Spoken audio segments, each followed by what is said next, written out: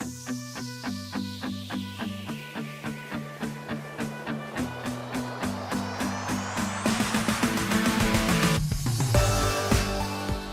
guys, Shane McMurray from the Wedding Report. In this episode, I meet with Simone. She is the owner and lead event designer at Coordinated to Perfection.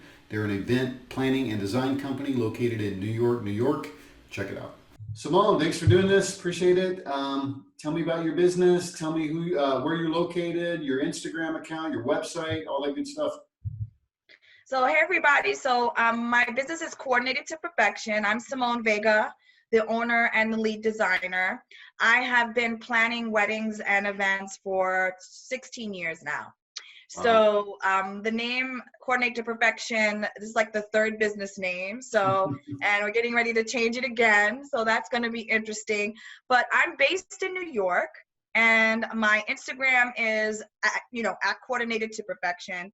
Website www.coordinatetoperfection.com, and we also have Facebook. It's at Coordinated to Perfection. Awesome. So what made you decide to get into this business? You've been in it for 16 years, right? So what was the inspiration?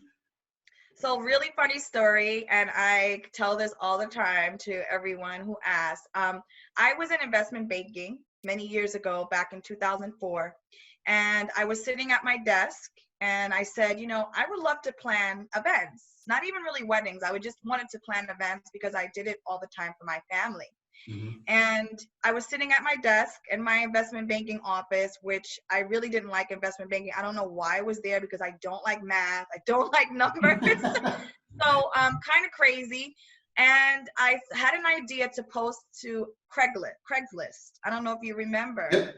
Yeah.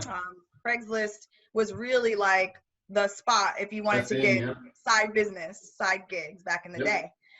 So I posted there, and within, I think it was like 5 to 7 days, somewhere around that time, a young lady contacted me from a major recording production company in New York.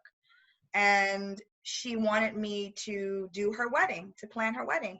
And so ever since then, after that, it took off. And I started to do a lot of weddings in Long Island, mostly Long Island area. So yeah, that's how it all started. But the name of my company back then was On Point Events. So Nice. a lot different from what it is now. Yeah, it's funny that here you have a major recording person in a recording company, probably doing very well for themselves, looking on Craigslist to get someone to do work for them. To me that just says that people are looking everywhere for what they need to get their work done, right? It's not like they're going in one particular place or another. It's like, what are they looking for? I don't know. That's very interesting. Yeah, it was really interesting. And she actually worked for the president of the company. Wow. And she was the finance person. So weird, because I was in finance, she was in finance. Yeah. She was I think the executive assistant in the finance area for the CEO. Mm-hmm. And the fact that she found me on Craigslist was amazing, because it was literally, like I said, 5 to 7 days. And I wasn't prepared for it. Honestly, I didn't know anything about planning a wedding. I never planned a wedding before. Mm-hmm. So, to say the least, I charged her $950 to plan her entire wedding from scratch. Nothing, yeah. Can you believe that? Like, No, if I did that to myself today, I might as well shoot myself. Yeah, that's crazy. Yeah, for sure. So what's behind it? So you're changing your name again. So tell me about that a little bit. What's going on there?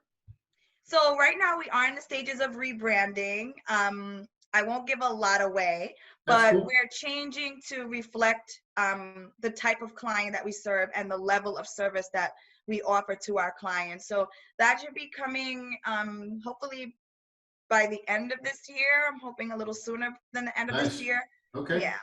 That's good. Yeah. I've a lot of people that I've interviewed have talked about being their authentic self and trying to put their brand out as who they are and what they are authentically. So that's good. That you're kind of realizing, look, this is who I want to attract. These are the businesses, these are the customers that I want. Let me put my voice out there the way that I expect it to be, right? Yeah, and it's, I always tell other people that I mentor, that I coach, that it takes a while to really know who you are and your business as well. So I couldn't have, understood what it means to really brand yourself, and what it means to serve the clients that you are attracted to, and they're attracted to you, 10 years ago. This is Hmm. something that took me like literally 8 to 10 years to learn. Yeah. So now that I understand that more, my business ethics have grown, and I'm a little more seasoned. Now is the time where things, can shift in my business. Yeah, that's interesting that you say that because I think we as human beings we actually we go through stages of that. Like, what do we want to do? Who are we? Hmm. And I think as you get older, I mean, I'm 52 now, and for a couple of years, even though I thought I was going through a midlife crisis, but really what I was really trying to do is understand who I am. Hmm. Even though I've been working in the career that I've been in for almost 25 years doing software development, it's just like this discovery. It's constant discovery. I think if you are a learning person, you just constantly trying to, how do I make myself better? How do I make myself better? What am I doing? Am I doing the right thing? Yeah, yeah. I don't know. Definitely. Never Yeah. ends.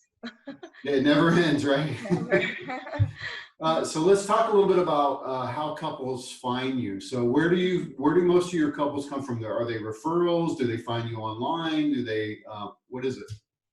So I would say in the beginning of my business, everyone would find me online, through a website, through Wedding Wire or The Knot, or Long Island Weddings, or a magazine, right? Mhm. But my business has grown to a point where now I would say I bet 50 to 60% of my business comes from referrals, Nice. from vendors, and from people that I've done their cousin's wedding, or one of their relatives' weddings, or a bride where, now her sister's getting married. So it's mostly referral based now for me. That's great. It's fantastic.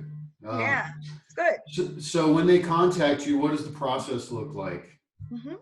So usually when a client contacts me directly usually it's via email, we send out information of our services, just a tidbit of information. And then I usually love to have an initial conversation with them over the phone, because it's important for me to get to know the prospective client and if they're a good fit. But it's also important for them to know who I am and to see if I'm a good fit for them. Um, I am a person who, I do not mind referring business to other people if it doesn't work out. I just want to make sure that the client is happy. And I think in order to do that, I have to have that initial conversation with them first before meeting with them in person. Yeah. So over the phone, video Mhm. chat, or are you finding more people wanting to do video chat conversations? Well, usually no, just over the phone. Okay. A lot.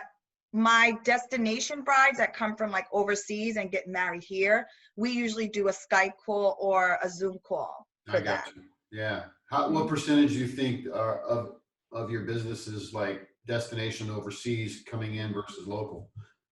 I would say it could be half and half, Yeah. Wow. because I have a lot of brides that come from Cali, or like Europe, Yep. or from anywhere in the world, and they want to have their wedding in New York because they've either moved to these places because their job has moved them there, Yeah. or they just decided to move out of the country, but all of their family is here still. I got you. Yeah. Well, New Mhm. York's a very popular place for all around the world. I mean, it's one of the most popular places for people traveling around the world into, right? I mean, that's just the way it is. Oh yeah, I mean, it's a hub for Yeah. everything. Yeah. It So sure is. for Yeah. everything and anything. So a lot of brides deem this as like a destination location. Yeah. For sure. So that's very interesting. Yes, I would say half and half. Okay. So what happens? All right. So let's say you meet with them. Mhm. You feel like they're a good fit. Mhm. Things go there. Um, what's the next step with you? Mhm. So, after our initial call, I set up an appointment to meet with them in person, because I love that face to face, person to person connection. We have coffee, we have, we'll sit down, have some wine, wherever we are. It could be at my office as well. I choose to meet them in different locations because I want that location to be accessible for them, to make it easy for them. So, we sit down, we have a more in-depth chat about their wedding and their wedding vision. How can we, we want to express to them like how we can elevate that vision for them. How can we make it unique to them? So after that, if they do, decide to go further with us, we get started right away and we break down our process in phases. So, they sign the contract. First phase is usually just finding the venue because that kind of helps with opening up the vision to what everything else is going to be. Yeah, for sure. Yeah. Do you only do like full service planning and the full thing, or do you offer various different types of things? Oh, I offer full service planning and design. So that's one service that we offer. We offer also day of wedding management, and we offer destination planning as well as design planning only. So, and that the design planning can be for weddings or social events because we also do social events as well. Gotcha. But day of is really not day of, right? I mean, it's like It's you're more spending like some time. it takes time. So our day of wedding management, we start about 6 to 7 weeks doing all of the logistical planning for our couples, timelines, management of their vendors, taking care of last minute items, trying to help them to jog their memory of things that they've forgotten. Gotcha. Or things that they, that they have to do.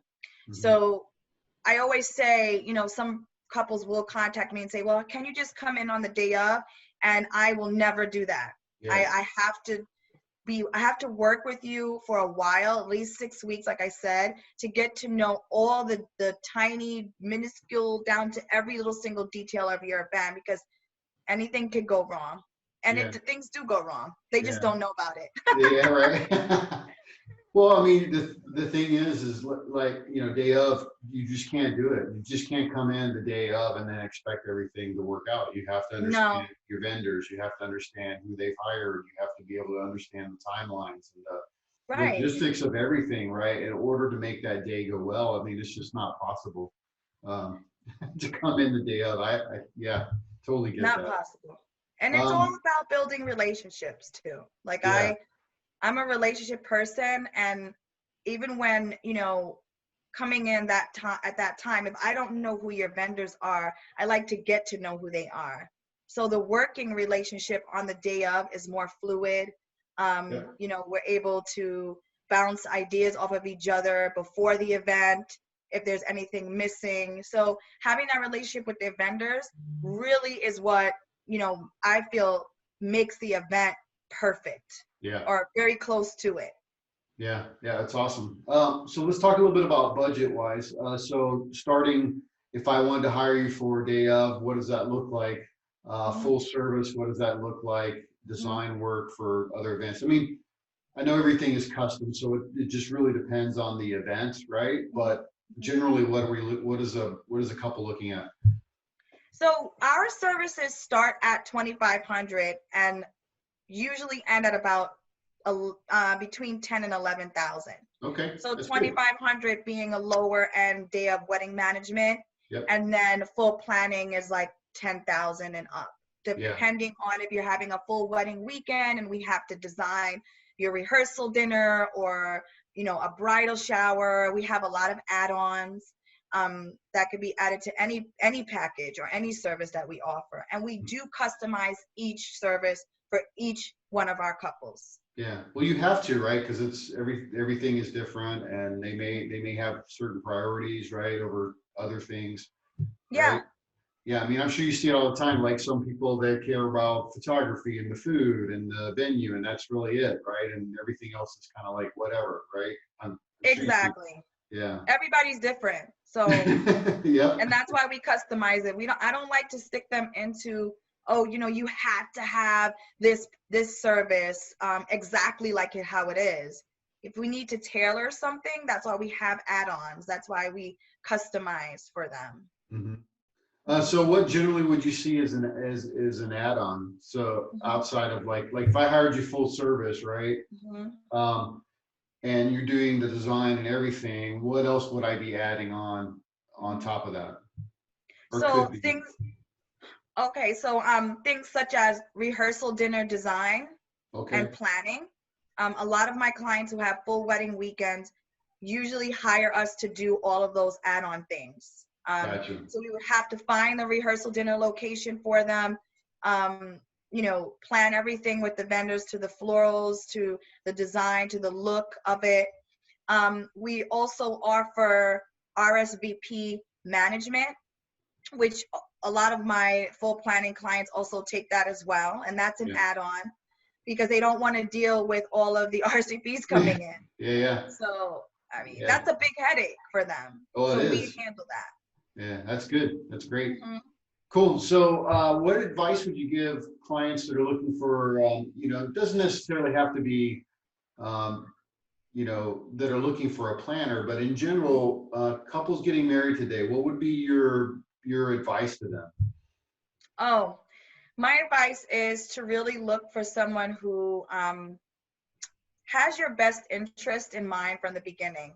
And this is why it's so important to get to know your planner. Don't just choose someone because someone else says that they're good or because you saw them on Instagram and their pictures look good.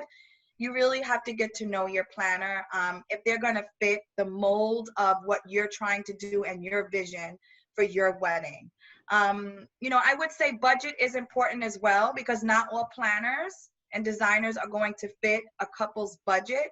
So I always tell my clients, I'm not trying to make you spend more money.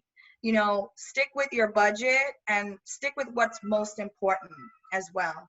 I also feel like working with a planner, a couple should look for someone who is a true professional in the industry. And I'm not saying that, you know, not everyone is professional or, you know, there are people that are better than others, because it's not. It's just there are professional planners out there who really understand how to troubleshoot issues. They have very, very good and solid relationships with vendors. And I feel like that is one of the most important aspects of your event, is having a planner who can get you these great vendors who are professional and also have your back for the entire wedding process, not just the wedding day. Yeah. So how do you know? So, I mean, you know, this business doesn't really have a professional, it's not like you're licensed, right? It's not like a doctor or a lawyer or that. How can a couple determine if someone, you know, because people can fake stuff online pretty easily, right? So how do you make the connection when you're with them? They have, and you understand they have your best interest in mind, and then understand that they're actually really a professional. What are the key things that they should be thinking about? So I would say right off the bat, a couple would know if someone is, you know, a real professional in the industry by the way, the first initial contact with that person. Did the planner, you know, get back to you right away? Did they provide testimonials?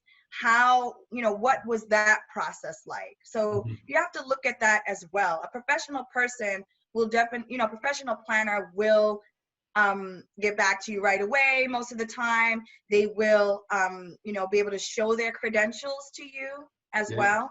And if you don't know, you can ask. Like, I know for me, I have my certificates like in paper. You know, I'm able to prove that if they want to know. But usually you can tell, I feel, by that first initial connection with the planner. That's good. So let's switch gears a little bit, talk about the business side. What would you say for you as a business is working well for you in general? And as you know, 16 years in business, I feel like over the last 5 years, I've really been able to connect well with my niche market and my target client, my ideal client. Mm-hmm. And I feel like that's because most of my business is referral based now.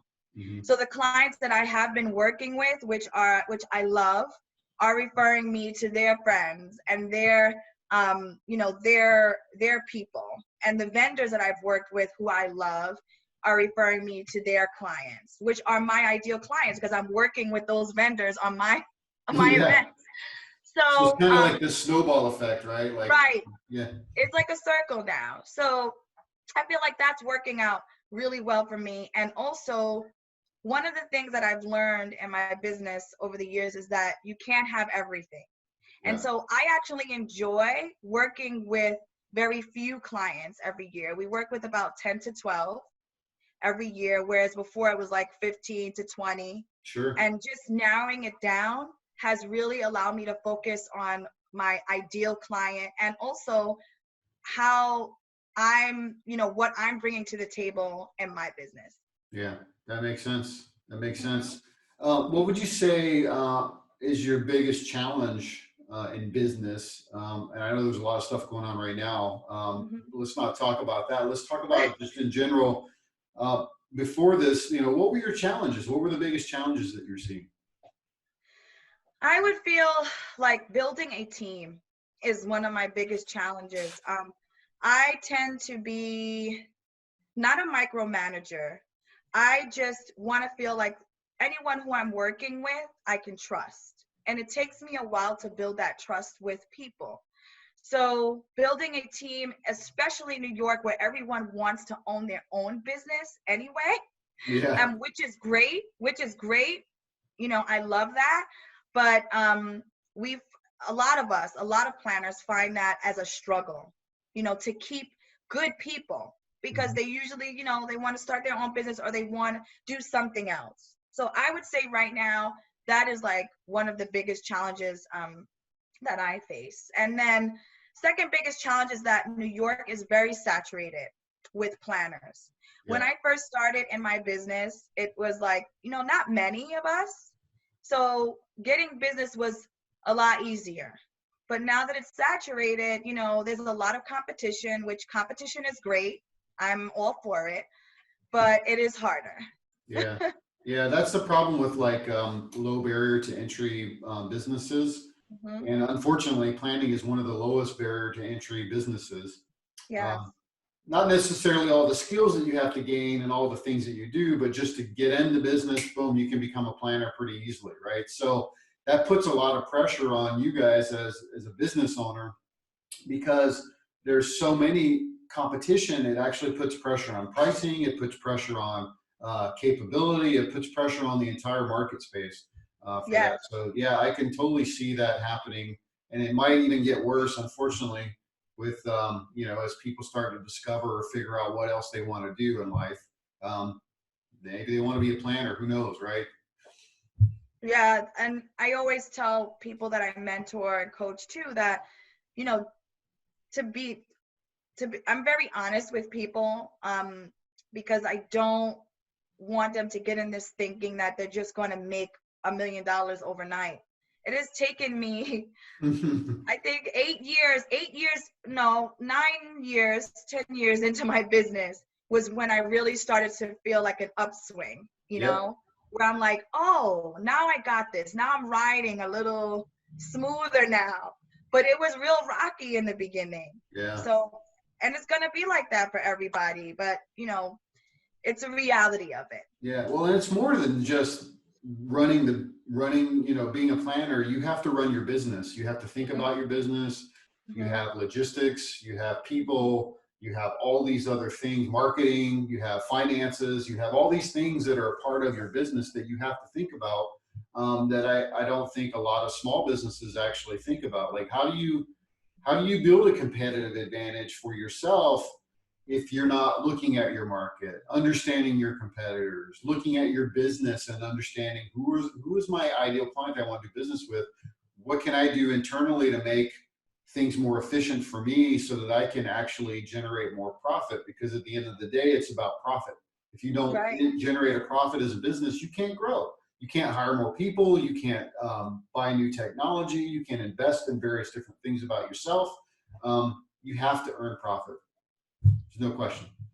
That is so true. And, you know, a lot of planners, designers that are coming into the business, they look at people that are more professional, that have been in the business for a long time and say, oh my goodness, they're doing it. Like they are making money.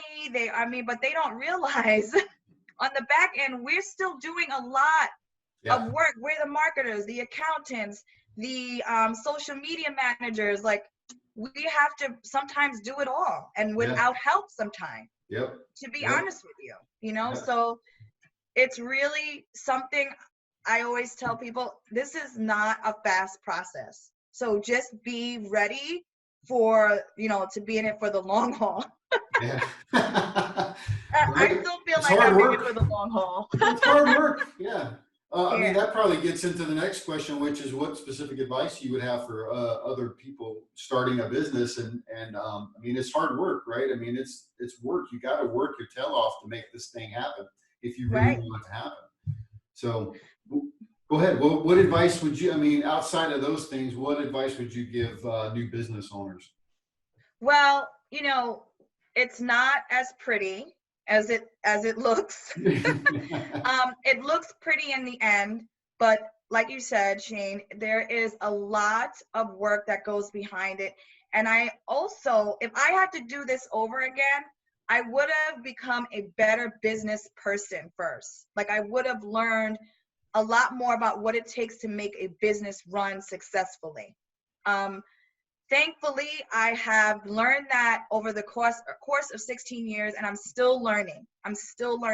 So my advice is for them to, if they're going to get into this, and it's great if they do, it's a great goal to have, never give up on your goals and never give up on your dreams, but be ready to educate yourself constantly, like all the time, every day. Every single day. Yeah. Yes.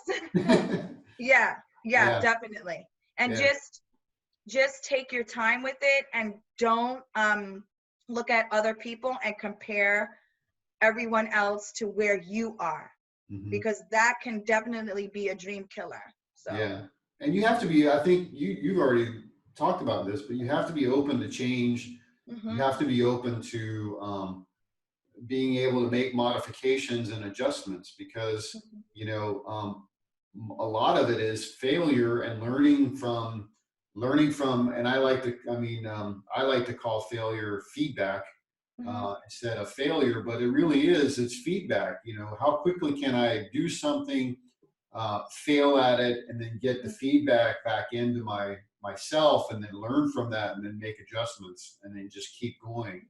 And it's hard sometimes, right? When you do something and you fail from that, it's hard to recover sometimes, and kind of like, I don't want to do this anymore. Right? Yeah. That is so true. And you know, you have to, I think a business owner, a good business owner, someone who is really seeking to be successful, they have to know that they might fail sometimes. And if you get back up, that is going to show your true success. I think it's all a part of the success journey, and everyone's journey and everyone's idea of the success is so different, you know? Yeah, for sure. Last question. What's your best or worst wedding story? Could be either one, your choice. Worst wedding story. I always say the best, but let me talk about the worst. All the right. worst, and I only had, let me see, I only had like 2 worst wedding stories, but one of the worst was one time I had a bride who I really should have screened a little bit better to get to know. And I remember she just wanted a lot of demands. She demanded a lot for her wedding, the process of her wedding. I remember she wanted me to pick her up her mom from the airport, drive her mom around different places. And this is during the wedding planning process, not the actual wedding or day before the wedding. And then I also remember her getting very irate with my team on the day of her wedding. She wasn't a very happy bride. And also helping her in the bathroom to lift up her dress and go to the bathroom. That was a little bit too much for me. I will do it, but I mean, I'm just like, okay, that was where the straw that broke the camel's back kind of thing. Yeah. Yeah. But that was the worst one. Like I said, all of my weddings have been great. I just have like one or two, but that one really sticks out for me. Yeah. And you know, those are the ones you learn from and go, I'm not sure, I need to do a better job of screening, like you said. Like, Yeah. I need to, you know, like figure out what is the ways that I can find out if this type of person is going to be my customer or not. You know what I mean? Like, what are the questions I can ask? What, you know, how do you get there? Yeah, I felt like her slave most of the time. After that, I really did change the questions that I asked. That's good. Initially. I did. I went right back and changed it. Yes, I did. I did not want that experience ever again. And, you know, knock on wood, I've been fortunate not to. That's awesome. That's awesome. Simone, thanks so much for doing this. I really appreciate it. Thank you for have a having great me. weekend. Be safe and healthy. Thank you for having me, Shane. Hey, thanks for checking out this episode. I hope that you found it helpful. Please share it with other people. Also, if you're getting married or you work in the wedding industry, I would love to interview and share your information with other people. Send me a text, 520-399-8580, or shoot me an email at letschat@wedding.report.